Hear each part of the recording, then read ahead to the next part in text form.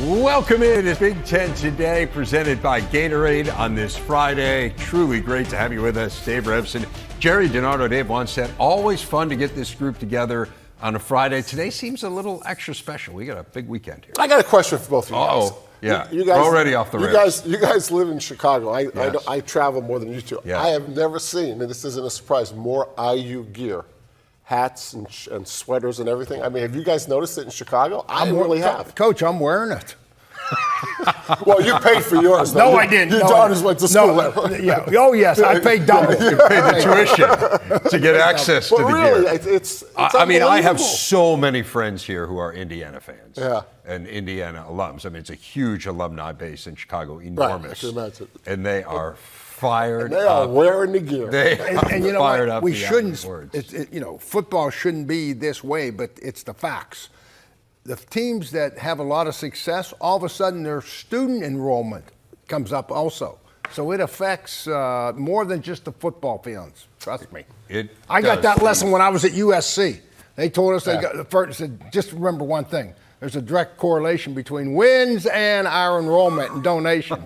Have fun.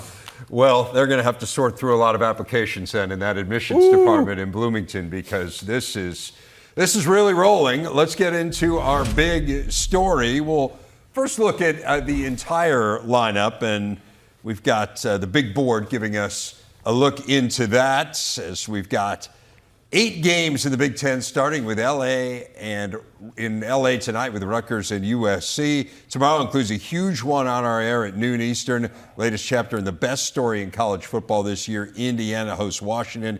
Illinois, Oregon, the only battle of ranked teams. And then in primetime, a heated rivalry between Michigan and Michigan State. Let's dive in, starting with our Gatorade game leaders and Indiana. What a story. 7-0. Best start in more than 50 years. They're not just beating people, they are destroying them, leading the nation in point differential. In fact, this is the third best mark for any Big Ten team through 7 games this century, and the best for any program aside from Ohio State and Michigan. And Wani, Curtis Rourke, a huge part of that. And he is out for this game with a thumb injury. So I'm interested in both of you guys from a coaching perspective. Taven Jackson going to come in. Right. He will be the starting quarterback. What does this mean from a coaching perspective for IU? Well, the first reaction that everybody has is you got a new quarterback in there, you're going to pull back. We both know that Kirk Cignetti's got to do this. I mean, they are coming after you. I would be shocked if that's the approach they take. Although, in a lot of cases, usually your backup quarterback, there's a lot of differences. In other words, one's a better passer, the other one's more athletic. I think these two guys are pretty similar athletically. They both have some experience. So I don't think there'll have to be major changes. I mean, that's the way I see it. The one thing would affect you is how much pressure, are they going to try to put on Washington? That's the way I would look at this thing. With a young quarterback here, I would say, I don't know, there's going to be a learning process. The game's going to be going faster, snap counts, all those things. But I would be talking to my defense now. I know we want to be aggressive, but this Washington team, they are explosive.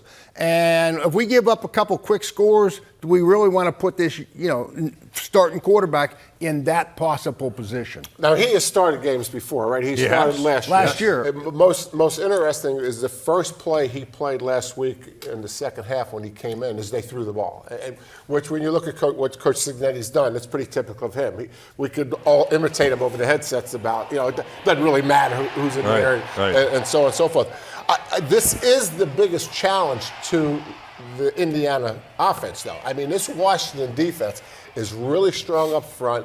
They move around a lot. They give you a lot of different looks. They basically have nothing to lose.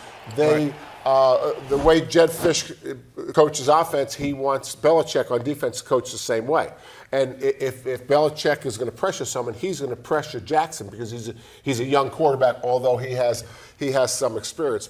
But this is probably the best team that IU has played, and you're playing with your second quarterback. So I think there is a little caution here. I agree with you. I mean, I thought last week Nebraska was the best team that IU had played. I mean, this was a team that was number 25 in the coaches poll. They beat them 56-7. It was the nation's number 7 scoring defense coming in, and they punted once in the game. Right. Yeah, So, but I think Washington. Don't you guys think Washington is a lot more explosive? You know what I mean, and I'm looking at everything. Oh, you're maybe saying from on the offense, defense. Yeah, with their offense, I think you got to defensively. You know, there's a fine line there on how much we really want to take chances and come after Will Rogers. I mean, he's a good quarterback, guys. We all know that. Jed Fish, we talked about this earlier today. I don't know a lot of coaches that put a lot in the bye week. I think Jed Fish is a coach that does put a lot in the bye week. The last time they played, they threw 3 deep balls in the first quarter, and they had 2 trick plays that were very successful. I could see those numbers doubling. I just think Jed is fearless when he calls a game. And again, if he puts his defense out there a bunch of times, I don't think it matters to him the way he calls the game. Yeah, and he can look back on his season, and we've talked about this every week. One week it was the red zone. We had 4 opportunities, we get 1 touchdown. Right. One week they missed field goals. You know, so a lot of their problems, I think, were kind of self-inflicted. You know, and so how much time did he spend in situation football in that bye week? You know, or did he just add new stuff and not worry about it? I mean, it did cost him some games early, though. And Indiana is not immune to being overconfident. I mean, these are young people that, you know, they go to class and, you know, you don't have a certain class until Thursday. They're still talking about the Nebraska game. I mean, they've got to be cautious. I mean, I love what they've done. I think we all have. But, man, this game would scare the heck out of me if I was Kurt Cignetti. Scare the heck out of me. Mike Shanahan, the coordinator, Tino Sinceri, the quarterback coach, they're going to earn their money this week. Because I can imagine, right, with Kirk just grinding those guys all week. Yeah, I hear you. I hear everything you're saying. And they haven't trailed all year. And so if you do find yourself, if Washington does get one of those explosive plays and you find yourself in a little bit of a hole, perhaps then for the first time, maybe you start to question or you start to panic a little bit. There's just no indication to this point. I mean, they seem impervious to it at this point. I would have thought that last week against Nebraska would have been the first time that they would truly face adversity. I mean, I guess that fourth quarter against Northwestern, like it was close for a minute, and then it wasn't. They marched right down and scored. And, you know, the Nebraska game, obviously a total blowout. And so now we're at that point in the year, Jerry, we have to start talking about the College Football Playoff Committee. We're less than 2 weeks away from getting these first rankings. I think part of the challenge for Indiana, I mean, it's a nice problem to have in some ways. The schedule has not played out maybe in the way that some people thought it would. I mean, you have Michigan and Ohio State on that schedule, but Michigan isn't at the caliber that people thought they would be. So Ohio State is really the one game, I think, that the committee will be able to truly evaluate them on. So kind of what do you think about where IU is heading into those first rankings? Were they to take care of business here against Washington? Right, so there's a couple of obvious things. They win out, they go. They win enough to get in the championship game, and they lose it, they go. You lose just to Ohio State, you go. What concerns me if they lose to Ohio State and someone else, then the committee has to go to strength of schedule. And as you mentioned, they lose to Ohio State and they beat Michigan. Is the Michigan win what it would have been a year ago? Obviously not. And this is what concerns me about the committee. Indiana's not the big brand name. We follow Indiana because they're in our conference. But if I'm in the committee and they lose 2 games, in my opinion, the only way to know if they belong in the playoffs is to study the tape, and I just don't believe they have enough people or watch enough tape. And I worry because of Indiana's history, if they would lose 2 games, I don't have enough confidence in the committee watching tape and saying they're one of the best 12 teams in the country. Yeah, this could be their toughest opponent and maybe most important game other than Ohio State. Outside of Ohio State. You got Michigan State coming up next week. They got Michigan State. And they got to go to Michigan State, right? To Michigan State. That'll be a tough game. But I think Washington, the word brand, when you said brand, Washington still, even though they're struggling a little bit, you know, if they could beat these guys like they've won a couple of these other games, I just think this Washington game, because of the brand, would probably carry a little bit more significance than somebody else. And we just finished talking about the distractions. I mean, we're talking about Indiana. We're causing it. We're the problem. I mean, we're part of the problem. We're not the solution. Yeah, we're part of the problem. Rever, you started. Rever, you started. This is the problem. Mea culpa.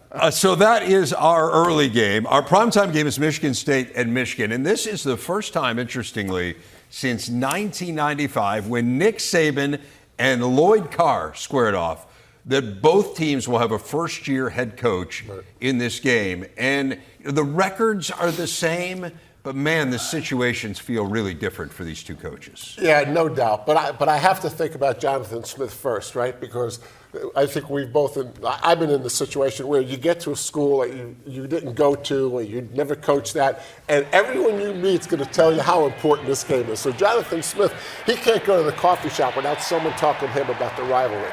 Well, he's been part of rivalries, right? He was 2-4 against Oregon, which I'm guessing is a pretty decent record when you look at the history of Oregon State football and Oregon football. And then for Sharon, I mean, regardless of who plays quarterback, I think the Michigan people think this is a must-win game. And it's always difficult for the Michigan coach to deal with the Ohio State rivalry and the Michigan State rivalry. They can't make as big a deal about the Ohio State rivalry as Ohio State can make about Michigan, because as Mark D'Antonio taught us, you disrespect us, maybe that's not a good idea. Well, yeah, I think Sharon is sitting there, he's looking at his goals. Okay, what do I got to accomplish? I got to win a national championship. Well, maybe not that. I got to go to the Big Ten. Well, I don't know about that. Oh, God, I forgot. Michigan State is on that board, too. I mean, as far as must win. So I agree with you. All the pressure is on Michigan, regardless of the record, right? I mean, and people are going to look at, we don't care that Michigan State this is his first year. You've been here for a while, and you won the national championship last year. You're going to let a first-year head coach come into Ann Arbor and give us a hard time? It's a lot of pressure. Hey, and I will say this. I think we all agree on this. Jonathan Smith did a fantastic job in the bye week. I mean, his team came out and played like a different team. Coach, they came out and played. I was watching the game, and I couldn't believe it either. I mean, they weren't committing those mistakes, penalties, and they were they big owned plays. The line of scrimmage. Big plays against Iowa. So, I mean, whatever he did on the bye week, he did a fabulous job. You got to give him credit. This is Mark D'Antonio in a different body. Wow. It does feel his approach is so much like Mark's. It's incredible. Yeah, and Michigan on the other side, they are in bunker mentality, I would call it. You know, I mean, they're right. Double bunk. They double bunk. They got no friend except us. They don't even want to stop for gas. The guys are saying, ask their wives to stop for gas, right, Jer? I don't want to get out of the car and have to, I don't want to go, I'm going to have a church service brought into here. We're not going anywhere. It's one of the benefits of self-serve. 40 years ago, this. Well, self-serve, you got to get out of the car. I know, but you're out there, you're exposed to the whole world. Isn't that DiNardo? Yeah, Dad! I guess. Yeah. You'd bring a GA along. That's what you would have done. I miss my GA. And you would have had the GA pump the gas. Michigan's got to keep this defense going. You're looking at this, and we know they're one-dimensional. Yeah. You used a great analogy. You said they're the Iowa. From the standpoint of run the ball, their quarterback situation is what it is right now, guys. There's nobody going to show up tomorrow and play quarterback for them. But the key to me is you better keep your defense motivated, like Phil Parker's done over the years, because, guys, we're going to run the ball. It's going to be a close game. We've got to be tackling fools. We can't give up big plays. I mean, there's a lot. If they're going to have a successful year and turn this thing starting this week, that defense needs to show up, Jer. And the head coach better manage the defense. Yeah. I mean, if they don't marry the offense and the defense, and it's two different programs, I mean, that's always a problem, especially for a first-year head coach. Really excited about this game. It has been a very close series. Last 25 meetings, Michigan leads at 13-12, and we have had some wild storylines develop in this game through the years. So something to look forward to. It is the third of 3 great games on our airwaves tomorrow. Keep it right here on the Big Ten Network all day. We get things started with those undefeated Hoosiers against Washington, then Iowa and Northwestern, and then under the lights, the game we were just talking about, Michigan State and Michigan at the Big House. A big stat is brought to you by IHOP. Indiana 7 straight wins heading into that battle with Washington tomorrow. Were they to win, they would tie the longest single-season win streak in school history, set in 1945 and then equaled in their lone Rose Bowl season back in 1967. That gets us to our big interview, and it would be tough to find anyone with more perspective on the Hoosiers than Don Fischer. He has been the voice of Indiana football and basketball for more than half a century. And Fish, I think about this, and I'm curious what this has been like for you. I mean, you think about the teams through the years, and Bill Mallory had some nice teams. The team during the COVID year was a really exciting team. But let's just be honest. You've called a lot of games through the years in, shall we say, less than full stadiums.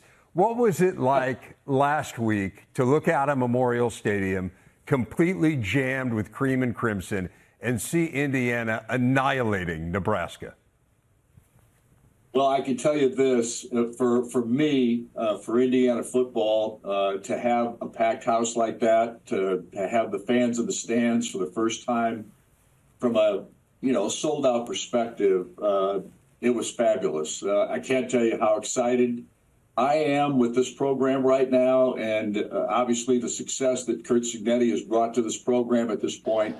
It's special. There's no question about it. And I have not seen Hoosier Nation this excited about football since back in the Mallory era, back in the 80s and early 90s when they were winning.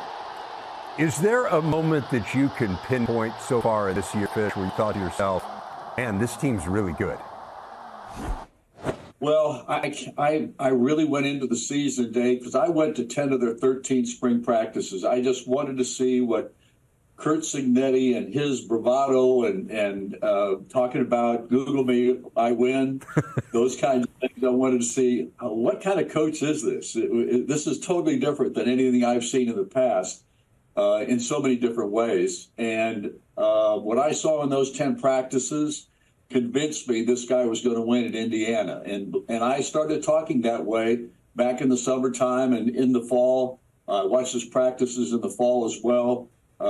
And I have been convinced from the time that he got here that he was going to win football games in Indiana because he is so confident in his abilities of running a program the right way, doing it with discipline and toughness and all those kinds of things. And yet he's got that ability to deal with players in a way that doesn't, push them to the side or make them feel like they're not important. He's tremendous with how he handles people and how he handles players especially.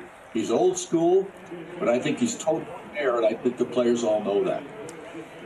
You host his radio show, so you get to spend more time with him than most, Fish, and you've described some aspects of his personality, but I think what's really interesting to me is coaches only let the public see what they want the public to see, right? The way that he carries himself on the sideline and in the postgame. That's essentially all that we get.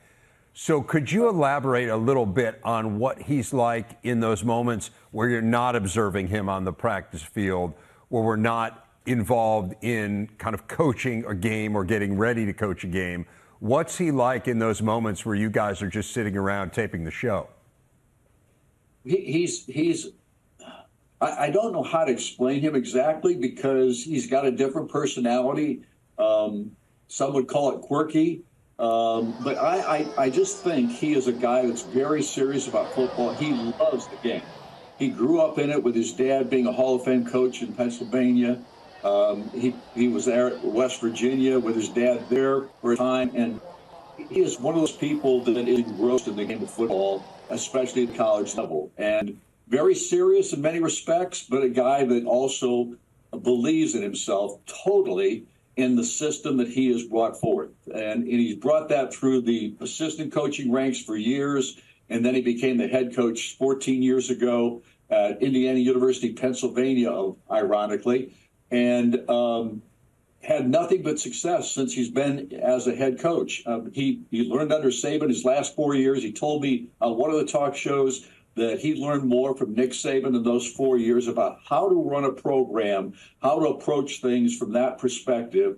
And it's been nothing but success for him since then. So from a personality standpoint, he's a little bit different, but very congenial. I mean, when I talk to him, I had lunch with him before the season started. And we've had many conversations off microphone. And he's, like I said, very serious about football. I don't think anybody watches more film than he does. And he loves doing it. And I asked him if he played golf, because I'm a golfer and I love to play golf.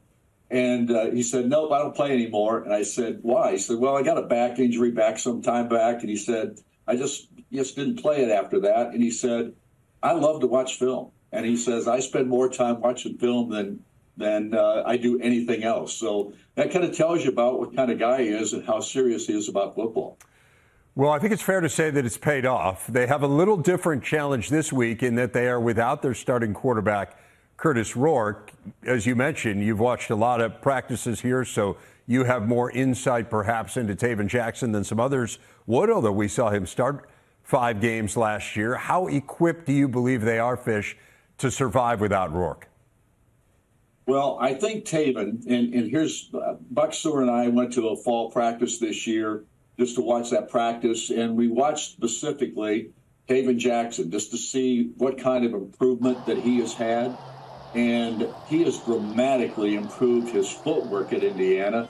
I mean, he went to Tennessee, that was his first year in college, and redshirted that season, and then transferred to Indiana. And the next year, of course, he starts 3 games last year at the beginning of the season. Then he was taken out of the starting lineup. Brandon Sorsby came in and took his place. And yet, and you would think in this day and age with the transfer portal and NIL that Taven Jackson could have left after last season was over with and gone someplace else. He did not. He stuck around, decided he was going to be coached by Curt Cignetti, and I think he's made dramatic improvement. I mean, Tino Sinceri, who is the quarterback's coach and part of the offensive coordinator position, I'm telling you, that guy does miracle work with these players. Those guys are all great coaches. The guys he brought with him and the guy he kept, Bob Bostad, who's taken over the offensive line, those coaches know what they're doing, and they have done a tremendous job of coaching these kids up, and Taven's a perfect example of it. He comes in after halftime last week, after Curtis Rourke goes out of the lineup at halftime. He comes in, drives Indiana to 4 touchdowns in the ball game, 28 points in the first half under Rourke, 28 points in the second half under Taven Jackson. And I think I doubt that they're going to miss a beat this week. I really believe in what they do and how they go about their business. And their offense has been dynamic to this point, and I don't think that's going to change. It has been. I want to talk a little bit about the defense, too, because I think you would probably agree. Again, you've watched more Indiana football than anyone. There have been some really dynamic offenses through the years at IU. You think about Antoine Randall. We talk about the Mallory years with Anthony Thompson. You talk about Kevin Wilson has had some really good offenses. The issue, it feels like, Fish, has been they haven't consistently played great defense. And Brian Haynes has done a pretty remarkable job. So give me a sense as to what he's done on that side of the ball where you really can't out-scheme people. I mean, ultimately, someone's got to make the tackle. Yeah, I mean, the one thing about Haynes, and Coach Cignetti has talked about this every time he talks about Brian and the job that he's done as the coordinator, he basically gives the defense to Brian Haynes. He doesn't interfere very much. He basically trusts Haynes. That guy's been with him for years now, and Haynes does a tremendous job. I think he was up for the Broyles Award last year as the assistant of the year. He is really a good football coach, too. And this defense is fast. They are aggressive. They will do a lot of different things out there to try to fool the quarterback, to pressure the quarterback. I would say that Haynes has done their offensive or defensive line coach, my apology, Pat Kuntz has done a remarkable job with that defensive line because they lost almost everybody from the defensive line a year ago. And they used 8 or 9 players a year ago, and none of those guys, except for Marcus Burris, for the most part, is back. So what they've done with this defense is remarkable in itself. They bend but don't break very often. They've given up very few touchdowns, as you know, and this defense is, I think, ranked in the top 5 or 6 in the country right now with how they go about their business out there. So it's the one thing I do think is something that people don't recognize is how complementary this football team is, offense to defense, defense to offense. The perfect example, the 4 turnovers that they had in the game against Maryland, Maryland did not score a point, didn't have a first down, and they lost 9 yards of offense in those 4 turnover possessions for the opponent. That's amazing in itself. It tells you. Yeah, that's incredible. I mean, you talk about sudden change. Like, you can't do better in sudden change. They're not giving up a single first down. Let's talk about the matchup tomorrow in Washington. Again, Indiana will have the national spotlight on them. We're so thrilled to have this game here on the Big Ten Network. What concerns you the most about Washington? Well, they've had an extra week to prepare, for one thing, and it's a good football team. Jed Fish is a good football coach. Their offense has been productive against virtually everybody they played this year. Their defense gave up some points against Iowa, as we know. I just think that this Indiana football team is prepared for everything. And there's nobody on that ball club, based on how Curt Cignetti goes about his business, will be overconfident about what Indiana's doing and the 4-3 record that Washington has. This is going to be a tough test, and I think Indiana will be challenged in this ball game, as will the Washington Huskies. I think this is going to be an interesting matchup for those reasons alone. And on top of that, the one thing that Indiana has in their favor is the fact that they've got another sellout crowd for this football game. And Indiana hasn't had sellouts like this since the Mallory era. Fish, I'm going to leave you with this one. As I mentioned, you've been at this for more than half a century. You've called 3 basketball national championships for Indiana. So you've been a part of some amazing moments in hoops. Have you allowed your mind to wander at all? I know this chapter's still being written, but have you allowed your mind to wander about where this season might take you and the Hoosiers? I don't do that anymore, Dave. I used to be very optimistic about things when things were going well, and all of a sudden the roof caves in. So I'm enjoying the moment, and that's the way all Indiana fans ought to look at it. But I do think that Indiana has something special going with Curt Cignetti and this coaching staff and the players that have bought into his system. And it's a special time for Indiana football, maybe as special as it's ever been. And certainly in my career, right now, it is. Really cool. I love that attitude. Just enjoy the journey. I know lots of Hoosiers fans are doing just that. Happy for you, Fish. Happy for all the IU fans who are watching this team this year and can't wait to see where it takes all of us on this journey this year. Thanks for lending your insights and your time. Don Fischer, really appreciate it. Thank you, Dave. Appreciate it. We were talking CFP earlier. It's year 1 of the 12-team playoff. We get the first playoff rankings, I was mentioning, in less than 2 weeks. Here's how the Athletic sees it right now. It lays out quite nicely for the Big Ten. 4 teams in the bracket, the most of any conference. Oregon, the top seed. Ohio State, Penn State, Indiana, all in the field of 12. Ohio State and Penn State would host opening round games, while the Hoosiers would head on the road. They would take on Texas in Austin. And Wani, the Ducks atop that projection, atop the polls. This team is a little shaky out of the blocks, as we recall. They started the year at number 3.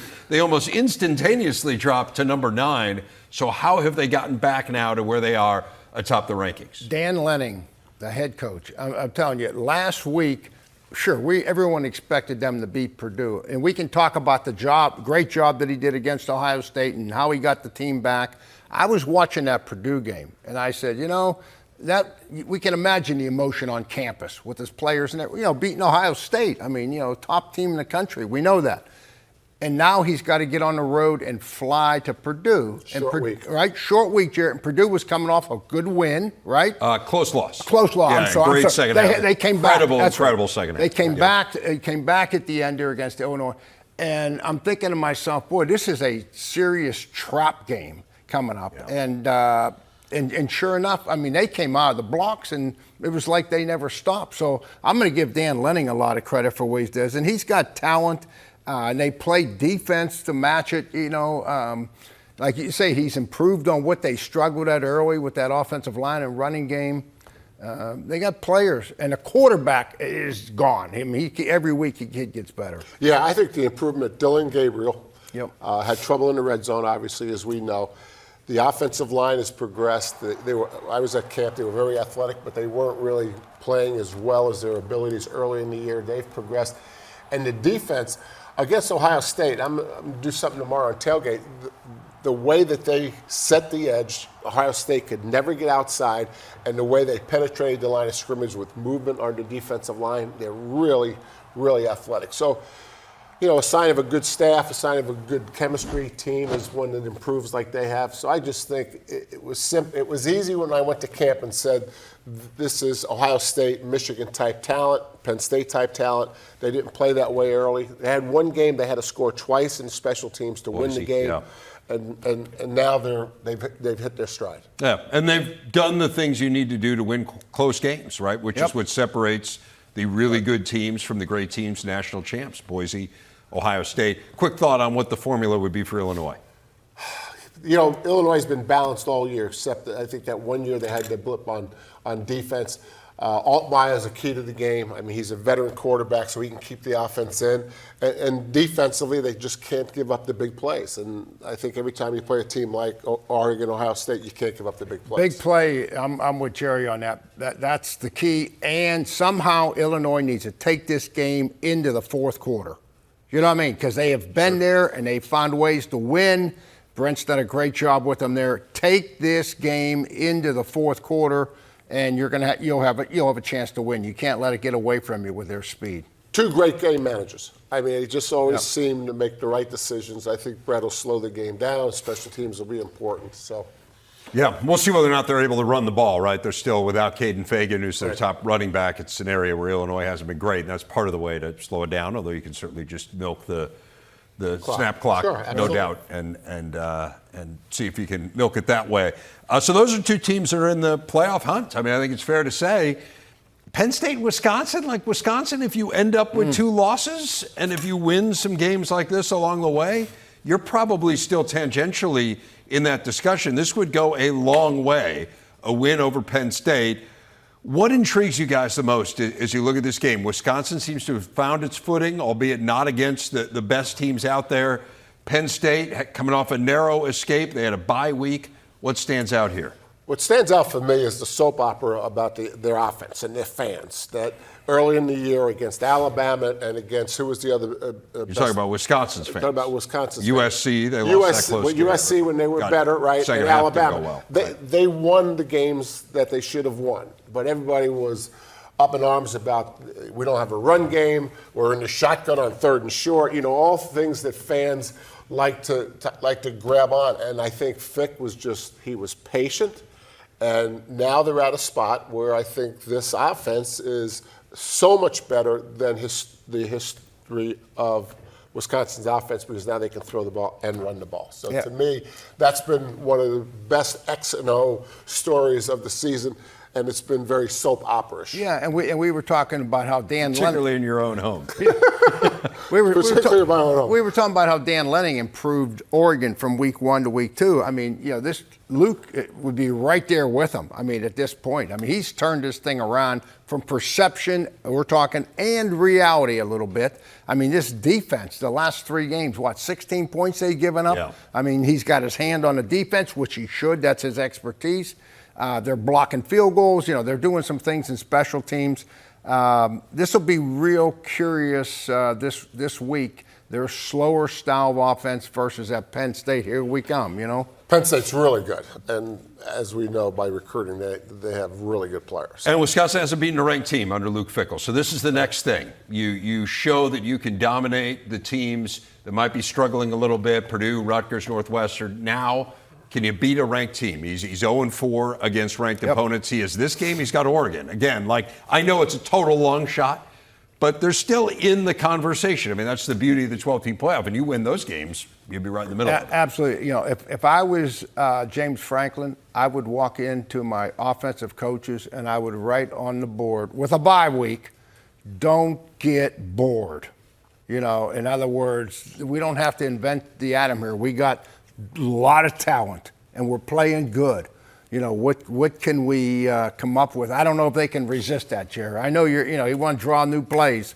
Yeah, so maybe it's just me. So in the other staff room, James Franklin goes in and says to Andy Kotelnicki, what have you invented this week? Let's do more. So a bye week is going to help Penn State because I think they do expand their offensive package and will give the Wisconsin defense some issues. One thing they haven't done very well that would help a lot on the road would be to start fast.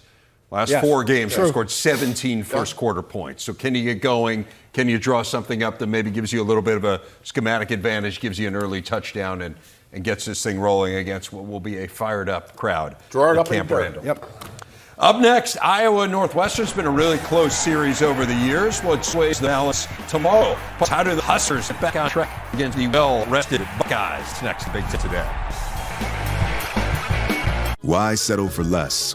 Tomorrow, Big Ten tailgate live from Iowa to set the scene for a huge day around the conference. Fun begins at 10 a.m. Eastern, 7 Pacific, only on the Big Ten Network and the Fox Sports app. They are counting down to the game between Iowa and Northwestern. Last 2 games, Wani, for Iowa, they ran over Washington, and then they got run over by Michigan State. So I need you to make sense of it all for me. Well, yeah, who is Washington? We know. The one thing that's not making me nervous one bit is Kurt Ferentz. Kurt understands it, gets him back in line quicker than anybody will. But the thing that's disappointed me was the offensive line. I was so excited. They were finally back with Caleb Johnson. This is what we expect out of Iowa. And then against Michigan State, they're getting hit in the backfield. They can't, run for 50 yards or whatever it was. And then Cade McNamara. He's my other guy that I was so fired up with after that Washington game, because he struggled.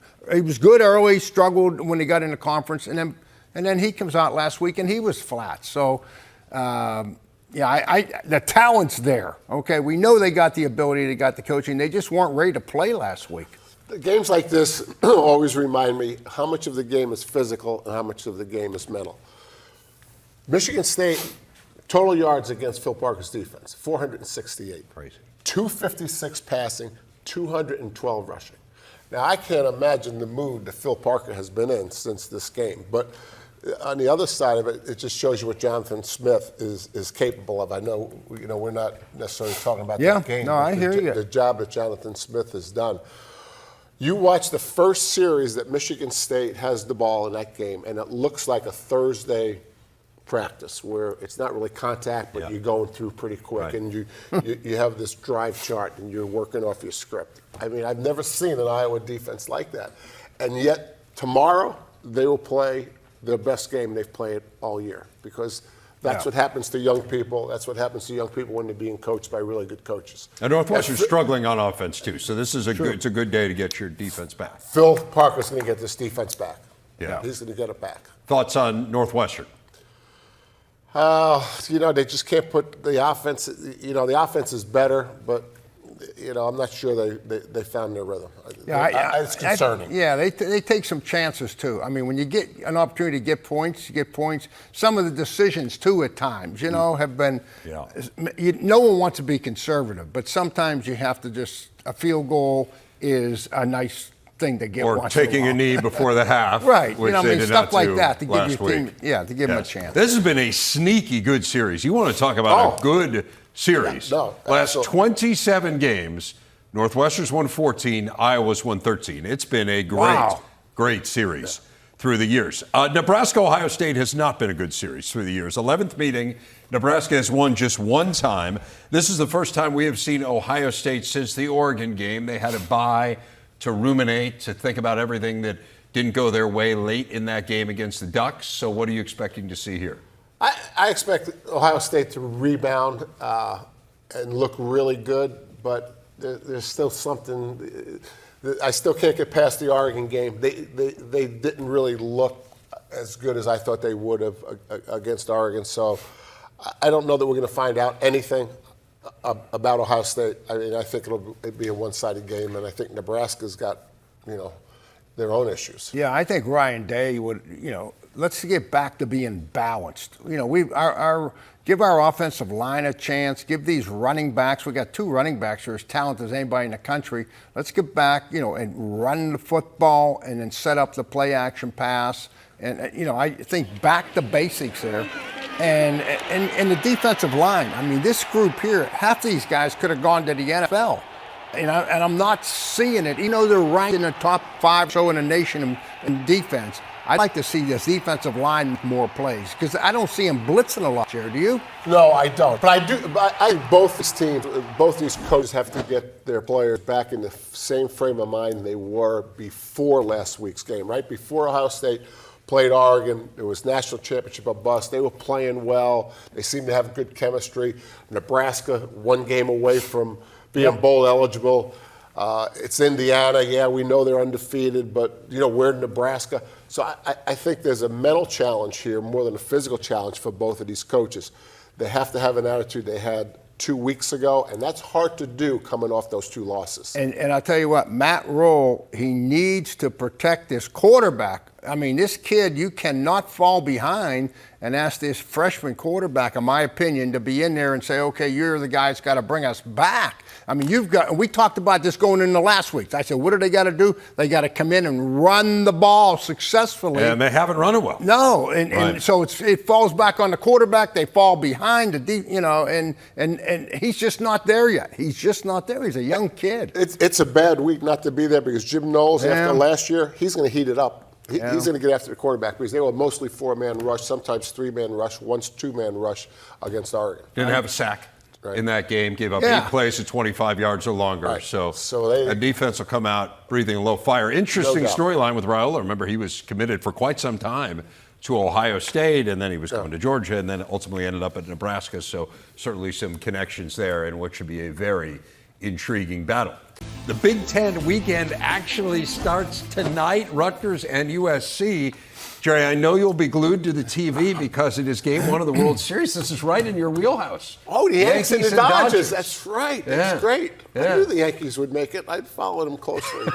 The Knicks not playing tonight, by the way. What time's the Rutgers game on here? The Rutgers game starts here in Chicago. It'll start at 10 o'clock. Really? Yeah, so you can be all right. Did I replay it in the mornings? You're perfect. You'll replay it about 2. Wadi, USC has lost 4 Big Ten games by a total of 14 points, which is frankly hard to do. So why can't this team win close games? What's going on here? Number one, what are they doing in a 4-minute offense? At the end of the game, I mean, is their play calling correct? The runs, passes, play pass, whatever they're doing there. Are you managing that okay? That's a coaching part. But the biggest thing that I see with these guys is mentally, this football team is just not a real strong team mentally to close out games. And it's very difficult for a coach to get that. You don't talk about that. You do that in training camp when it's 100 degrees out and you're pressing your guys and you're putting them in stressful situations and they've got to respond. That's when that mindset, even before that, probably in the weight room in the spring. But that's when you establish the mindset to close out games. And this team is not a tough team mentally, in my opinion. And the poor quarterback, Miller Moss, I love the kid. But he's kind of a game manager guy, right? If there should be, he's going to make good decisions for the most part. But I'll tell you what, he's not Matt Leinart. You can't fall behind and expect him to win a 2-minute drill for you at the end. So, hopefully they use the bye week good, Jerry. I agree with you. There is a mental side of this, and you look at the Wisconsin game when some of the SC players said, boy, we were surprised they were that good. And then, then they lose to Minnesota. I think they're adjusting to the fact that they've always been this dominant team in the Pac-12, and now they're playing some teams that perhaps they have never followed, never watched play, that they're being a little surprised. But I think some of their securing the win is against Penn State. If you take the stat sheet said 198 yards, I think they had a 75-yard reverse, and then they had another trick play that went bad. And what's the running back's name? Woody Marks. Woody Marks just took off for like 21 yards. Right. They averaged, if you take those 2 plays out, they averaged 2.9 per carry. So I do think there's a time when securing the win has a little bit to do with the run game. You don't have to be a run team, but 2.9 not going to get it done in a Big Ten game. Been outscored 46-21 in the fourth quarter of their 4 conference losses. Think about this, guys. In the last 20 years of college football, there have been 200 teams that have led in the fourth quarter of their first 7 games.